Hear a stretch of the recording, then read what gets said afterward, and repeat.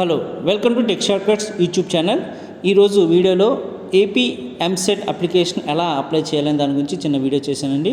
So AP EAMCET application మనం గూగుల్లోని ఎలా search చేయాలంటే ఏపీఎస్హెచ్ఈ అని చెప్పి గూగుల్లో సెర్చ్ చేసినప్పుడు దాంట్లో మనకి ఆల్రెడీ ఆన్లైన్ అప్లికేషన్ చేసిన లింక్స్ అయితే మనకు కనిపిస్తాయి. ఏపీ యాప్సెట్ అని మనకు కనిపిస్తుంది. ఏపీ యాప్సెట్ అని ఏపీ ఎంసెట్ అని ఒకటేనండి. సో దాన్ని క్లిక్ చేయండి. సో అప్పుడు ఎలా క్లిక్ చేసినా మనకి ఏంటంటే ఏపీ యాప్సెట్ 2024 నోటిఫికేషన్లో బేసికల్గా మనకి 5 స్టెప్స్లో అప్లికేషన్ మన ప్రాసెస్ అనేది ఇక్కడ ఇచ్చారనమాట. 5 స్టెప్స్ ఆఫ్ అప్లికేషన్ ప్రాసెస్లో మనకి ఫస్ట్ స్టెప్ ఏంటంటే మనకు ఫస్ట్ స్టెప్లో ఏం చేస్తామంటే మనం పేమెంట్ చేయాలన్నమాట. సో పేమెంట్ చేసేటప్పుడు అసలు ఈ అప్లికేషన్ ఎవరెవరికి ఎలిజిబుల్ అనేది మీకు డౌట్ రావచ్చు. సో ఈ అప్లికేషన్ ఎవరెవరికి ఎలిజిబుల్ అంటే ఇంజనీరింగ్ వాళ్ళకి, అలాగే ఫార్మసీ వాళ్ళకి, బీఎస్సీ నర్సింగ్ వాళ్ళకి, అగ్రికల్చర్ వాళ్ళకి ఈ అప్లికేషన్ అయితే ఎలిజిబుల్ అండి. ఇంటర్మీడియట్ సెకండ్ ఇయర్ ఎగ్జామ్స్ రాసిన వాళ్ళు ఏపీ యాప్సెట్ 2024 అప్లికేషన్ అయితే అప్లై చేయొచ్చు. సో అప్లై చేసినప్పుడు ఫస్ట్ మీరు చూడాల్సిన బేసిక్ నీడ్స్, మనకు కావాల్సిన మెయిన్ పాయింట్స్ ఏంటంటే మనకి ఇంటర్మీడియట్ హాల్ టికెట్ కావాలి. అలాగే మన యొక్క యాజ్ పర్ 10th క్లాస్లో మీ యొక్క స్టూడెంట్ యొక్క నేమ్, అలాగే student date of birth, mobile number, అలాగే మొబైల్ నెంబర్ సెల్ఫ్ అయినా అవ్వచ్చు, ఫాదర్ అవ్వచ్చు, మదర్ అయినా సరే, ఎవరిదైనా సరే మొబైల్ నెంబర్ ఇక్కడ ఎంటర్ చేయొచ్చు. సో ఆల్టర్నేటివ్ మొబైల్ నెంబర్స్ కూడా మనం ఇవ్వచ్చు. మెయిల్ ఐడి ఇచ్చినప్పుడు తర్వాత నెక్స్ట్ చాలా ఇంపార్టెంట్ ఏ స్ట్రీమ్, అంటే ఏ స్ట్రీమ్లో నువ్వు అప్లికేషన్ సెలెక్ట్ చేస్తున్నావు, ఇంజనీరింగ్ సైడా, ఫార్మసీ సైడా, లేదంటే అగ్రికల్చర్, ఫార్మసీ అండ్ బీఎస్సీ నర్సింగా, లేదంటే both engineering, agriculture, pharmacy and BSc nursing అని చెప్పి ఈ 3 ఆప్షన్స్లో కూడా ఏ ఆప్షన్ అయినా సరే మనం సెలెక్ట్ చేసుకోవచ్చు.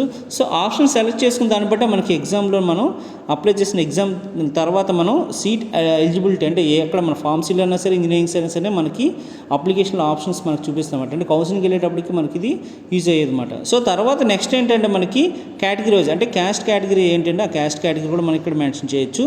సో ఆఫ్టర్ దట్ లాస్ట్కి వచ్చిన లాస్ట్ మన పేమెంట్ అనమాట. సో పేమెంట్ మనం క్లిక్ చేసినప్పుడు ఏంటంటే మనకి పేమెంట్ ఇన్స్ట్రక్షన్స్లో మనకి యాజ్ పర్ వాడు ఇచ్చిన ఫీ స్ట్రక్చర్లో ఎంతైతే ఫీ స్ట్రక్చర్ ఇచ్చాడో ఆ ఫీ స్ట్రక్చర్ బేస్ చేసుకొని సో మనకి ఇక్కడ ఫీ అనేది పే అవుతుంది. సో తర్వాత నెక్స్ట్ సెకండ్ స్టెప్లో ఏంటంటే మనకి మళ్ళీ హోమ్లోకి వెళ్తాను నేను, చూడండి ఒకసారి. సెకండ్ స్టెప్ ఏంటంటే మనకి పేమెంట్ అయిన తర్వాత ఆ స్టెప్ 2లో application process payment status verify చేయొచ్చు అన్నమాట. అంటే పేమెంట్ వెరిఫై చేయడం అంటే సో మనం ఫీజు పే చేసిన తర్వాత అది సక్సెస్ అని రావాలన్నమాట. సక్సెస్ వచ్చిందో లేదని మనం వెరిఫై చేసుకోవాలనుకుంటే సో మీ intermediate hall ticket number, mobile number, date of బర్త్తోని మీ యొక్క ఏదైతే స్ట్రీమ్ సెలెక్ట్ చేస్తే ఆ స్ట్రీమ్ సెలెక్ట్ చేసుకొని చెక్ పేమెంట్ స్టేటస్ అని కొడితే సో పేమెంట్ స్టేటస్ సక్సెస్ అయిందా, ఫెయిల్ అయిందా అనే దాని గురించి కూడా మీకు అప్డేట్ వస్తుంది. వన్స్ పేమెంట్ సక్సెస్ అయితేనే మీరు స్టెప్ 3లోకి వెళ్తారన్నమాట. అంటే స్టెప్ 3 అంటే ఫుల్ అప్లికేషన్ మీరు ఫిల్ చేస్తారన్నమాట. సో స్టెప్ 1లో పేమెంట్ చేస్తారు, స్టెప్ 2లో పేమెంట్ యొక్క స్టేటస్ వెరిఫై చేస్తారు. సో స్టెప్ 3కి వచ్చినప్పటికి ఏంటంటే మనకి సో ఇది చాలా ఇంపార్టెంట్ స్టెప్ అన్నమాట. ఇక్కడ ఫిల్ ద అప్లికేషన్ ఫామ్ అని చూసారా, ఇక్కడికి వచ్చినప్పటికి ఏంటి మన యొక్క పేమెంట్ యొక్క రెఫరెన్స్ ఐడికి తీసుకోవాలి, ఇంటర్మీడియట్ హాల్ టికెట్ నెంబర్ తీసుకోవాలి, mobile number, date of birth ఇవన్నీ తీసుకొని so process to fill application మనం క్లిక్ చేస్తే అప్లికేషన్ ప్రాసెస్ స్టార్ట్ అవుతుంది. సో అక్కడ మనం అప్లికేషన్లో ఏంటంటే మన యొక్క క్యాస్ట్ సర్టిఫికేట్ నెంబర్స్ అడుగుతారు, అలాగే next date of birth, photo, signatures, అలాగే లాస్ట్ 6 years 7 years స్టడీని ఎక్కడ చేశారు వాటి డీటెయిల్స్, మీ యొక్క అడ్రస్ డీటెయిల్స్, మీ యొక్క ఆధార్ నెంబరు, ఇవన్నీ కూడా మీ మదర్ నెంబరు, ఫాదర్ నేమ్ అవన్నీ కూడా మనకి ఇందులోనే యాడ్ చేయాల్సి వస్తుంది. సో అందుకే అప్లికేషన్ ఫిల్ చేసినప్పుడు మీ దగ్గర ఉండాల్సింది ఏంటంటే ఇంటర్మీడియట్ హాల్ టికెట్ నెంబర్ ఉండాలి, అలాగే ఫోటో, సిగ్నేచర్, సాఫ్ట్ కాపీస్ ఉండాలి, క్యాస్ట్ సర్టిఫికేట్ నెంబర్ ఉండాలి, అలాగే నెక్స్ట్ ఇన్ కేస్ ఇన్కమ్ కూడా అడిగితే రైస్ కార్డ్ నెంబర్స్ కూడా అడిగితే రైస్ కార్డ్ నెంబర్ కానీ రైస్ కార్డ్ సాఫ్ట్ కాపీ అని ఉండాలి. ఇలాంటివన్నీ కూడా ఏంటంటే వాడు రేపు పొద్దున్న కౌన్సిలింగ్కి వెళ్ళేటప్పటికి ఈ డాక్యుమెంట్స్ అన్ని ప్రీడిఫైన్డ్గానే ముందుగానే వాడు అడుగుతారు అనమాట. అవన్నీ కూడా మనం ఎంటర్ చేసిన తర్వాత కౌన్సిలింగ్కి వెళ్ళేటప్పటికి మనకి చాలా ఈజీ అవుతుందన్నమాట. సో స్టెప్ 3 అయిన తర్వాత అప్లికేషన్ కంప్లీట్గా ఫిల్ చేసిన తర్వాత స్టెప్ 4కి వచ్చినట్టుగా ఏంటంటే స్టెప్ 4లో ఏంటి జస్ట్ మీ యొక్క అప్లికేషన్ స్టేటస్ చెక్ చేసుకుంటాం అన్నమాట. అప్లికేషన్ స్టేటస్ ఏంటంటే మనం కంప్లీట్గా డేటా అంతా ఇచ్చిన తర్వాత అది రిజెక్ట్ చేసాడా లేదంటే కంప్లీట్గా సక్సెస్ అయిందా లేదా ఎప్పుడు ఇచ్చలేదని మనం చెక్ చేసుకోవచ్చు. ఫైనల్గా మన అప్లికేషన్ అంతటి కూడా ఫైనల్గా మనం ఫామ్ అంతా ఒక ఫామ్ కింద మనం చూడాలంటే మన ప్రింట్అవుట్ తీసుకొని మన దగ్గర పెట్టుకోవాలన్నప్పుడు మనకి అప్లికేషన్ ఫామ్ ప్రింట్అవుట్ కూడా మనం చెక్ తీసుకొని మన ప్రింట్అవుట్ తీసుకోవచ్చు కూడా. అందుకోసం మనకి ప్రింటెడ్ అప్లికేషన్ ఒక ఆప్షన్ కూడా ఇచ్చాడు 5th స్టెప్లో. సో ఈ మొత్తం 5 స్టెప్స్లో కంప్లీట్గా అప్లికేషన్ ఎలా చేయాలనే దాని గురించి మీకు ఓవర్ ఇస్తున్నాను.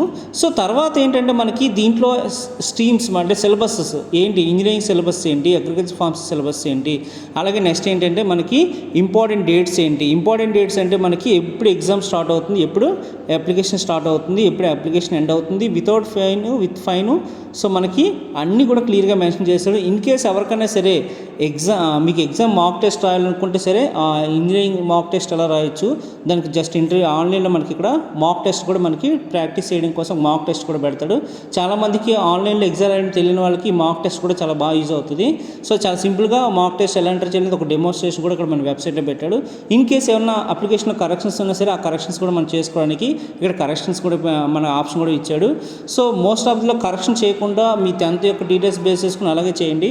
ఎక్కడ కూడా ఏది మిస్టేక్ లేకుండా పర్ఫెక్ట్గా అప్లికేషన్ పెడితే ఫర్దర్గా మీకు కౌన్సిలింగ్ వచ్చినప్పటికీ వెరిఫికేషన్ టైంలో ఎటువంటి ప్రాబ్లం ఉండదు. సో మీకు ఇలాంటి వీడియోస్ ముందు ఇంకా మంచి మంచి వీడియో చేస్తుంటాను. నా ఛానల్ సబ్స్క్రైబ్ చేయండి, వీలైతే లైక్ చేయండి, అలాగే షేర్ చేయండి. Thank you.